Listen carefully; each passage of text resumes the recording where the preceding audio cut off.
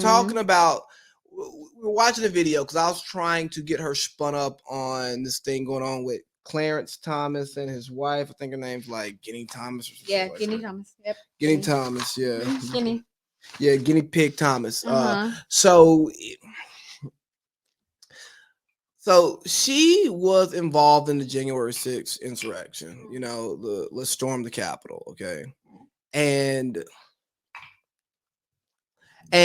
she was somebody who had direct access to the president and the president's chief of staff because of her political activity as an activist, but also because she's Clarence Thomas's wife, who is one a justice on the Supreme Court, and he is actually the senior most conservative justice on the Supreme Court.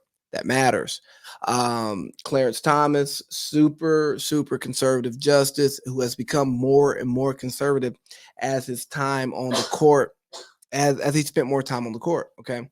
And when he was going through his confirmation, if you all know, there was a little pube incident with a Coca-Cola.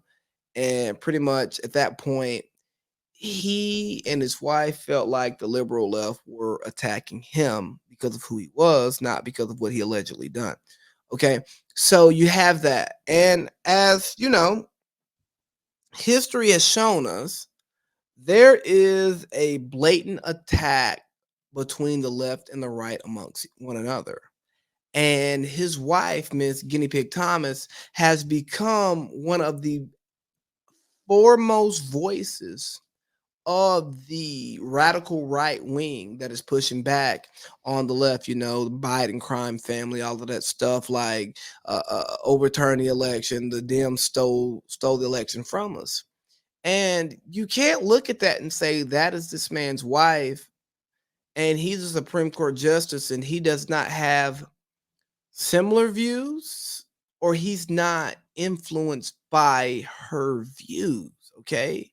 Like, again, I'm a guy who lives with my significant other, and we don't share the same views on everything, but I have a fairly I have a thorough understanding on how she feels on most topics, and I feel like we influence each other's thoughts on things. I'm not saying that like I adopt your thoughts, you adopt my thoughts, but when you give me a perspective on something, I think that I take it in and I internalize it and I may add it to how I think about something, right? I say, oh Yeah. well, that makes sense, right?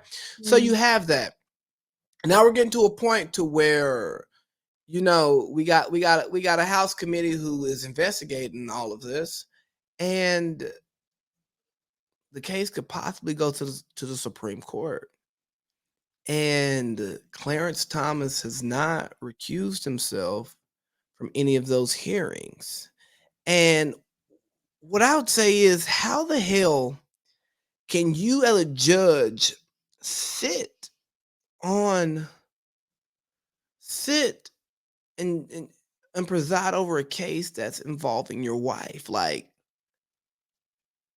you're either going to do what's right and possibly end up divorced, or you're going to look out for your wife and show your corruption and weaken the power of the Supreme Court that's losing its power day in, day out, just because the courts become so politicized. And we thought that was the one branch of government that wasn't politicized, right?